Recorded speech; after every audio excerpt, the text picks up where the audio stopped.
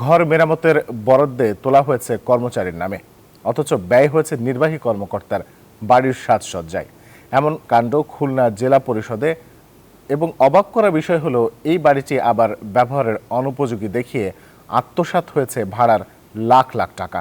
শুরুতে অভিযোগ অস্বীকার করেন ওই কর্মকর্তা, তবে এক পর্যায়ে বেরিয়ে আসে থলের বিড়াল। মাকসুদ রহমানের তথ্যচিত্রে ডেস্ক রিপোর্ট।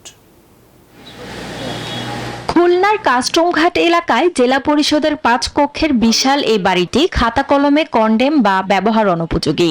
মাসে 5,000 টাকা ভাড়া দিয়ে এই বাড়িতে থাকেন জেলা পরিষদের নির্বাহী কর্মকর্তা তাসলিমা আক্তার। বান্ডেল থাকলে প্রতি সেনমানিতে টাকা বাঁচবে। বিকাশ সেনমানি বান্ডেল কিনে জিতুন প্রতি লেনদেনে। গত জুলাই মাসে 6 কর্মচারীর নামে তাদের ঘর মেরামতের জন্য প্রায় 1.5 লাখ টাকা বরাদ্দ দেয়া হয়, কিন্তু সেই টাকায় সাজসজ্জার কাজ হয়েছে নির্বাহী কর্মকর্তার ওই বাড়িতে। সেখানে দোলনা বসাতে নেওয়া হয় 1 লাখ টাকা। এসব জানতে পেরে ক্ষুব্ধ কর্মচারীরা। ওখানে আমি আমার ঘর মেরামতের জন্য অফিস বরাবর দরখাস্ত করছিলাম। সেটা করার পরে আমি যে টাকাটা পাইছি আমার নামে উঠছে, সেটা তুলে আমার অফিসে দেওয়া লাগছে। ওটা নির্বাহী স্যারের বাসা মেরামতে নাকি ব্যবহার হয়েছে। এই টাকাটা উঠাইছি ঠিকই, কিন্তু ঘরের কাজ করিনি। আমার ঘরের অবস্থা খুবই খারাপ।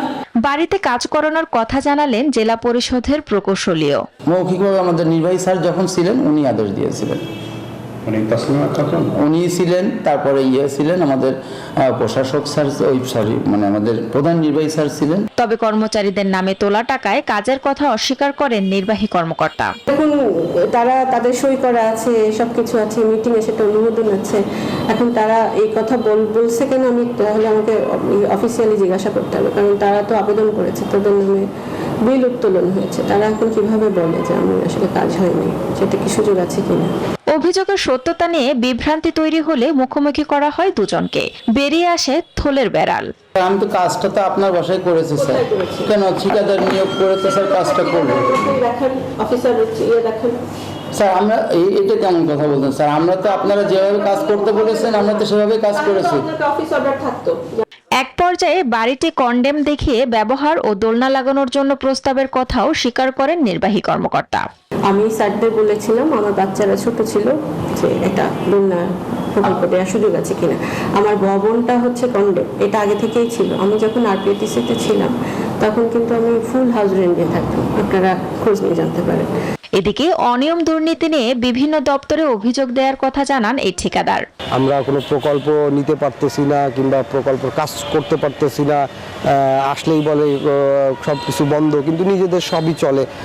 এইরকম আমরা একটা অভিযোগ দায়ের করছি। মন্ত্রিপরিষদ বিভাগের দেওয়া অভিযোগের তদন্ত শুরুর কথা বলছেন দায়িত্বপ্রাপ্ত এই কর্মকর্তা।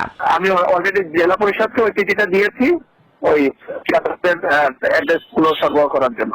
খুলনা জেলা পরিষদের অনিয়ম দুর্নীতির বিষয়ে যথাযথ ব্যবস্থা নেওয়া হবে, এমনটাই প্রত্যাশা সংশ্লিষ্টদের। Desk report, news 24।